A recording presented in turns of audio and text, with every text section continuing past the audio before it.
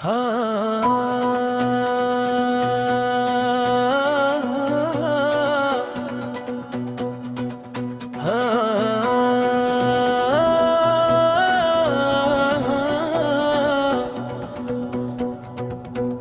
अपने कमरे में बेमौसो बेयार बैठे हैं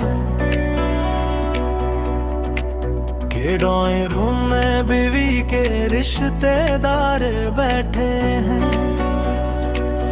यहाँ हम बैठ कर चाय के कप को तरसते हैं। वाहन सब लेके बिस्कुट के अंबार बैठे हैं। हमारा बस चले तो सबको ही कुछ खिला दें हम, मगर कानों से डरते हैं और लाचार बैठे हैं। न छेड़ो हमको बीबी पड़ोसन ताने दे दे कर। तुम्हें उठ खेलियां सूझी हैं, हम बेजार बैठे हैं। मेरे साले ने पूछा दुल्हा भाई है कौन बजी, तो वो बोले यहीं पर है मगर बेकार बैठे हैं। हमारी बिल्ली और हमसे ही में ओ हाय रे किस्मत,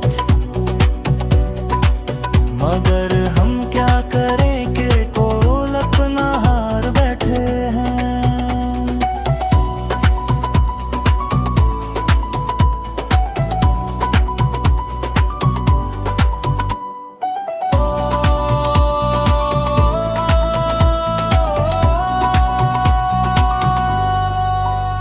सभी शादीशुदा है गमज़दा और अब ये हालत है।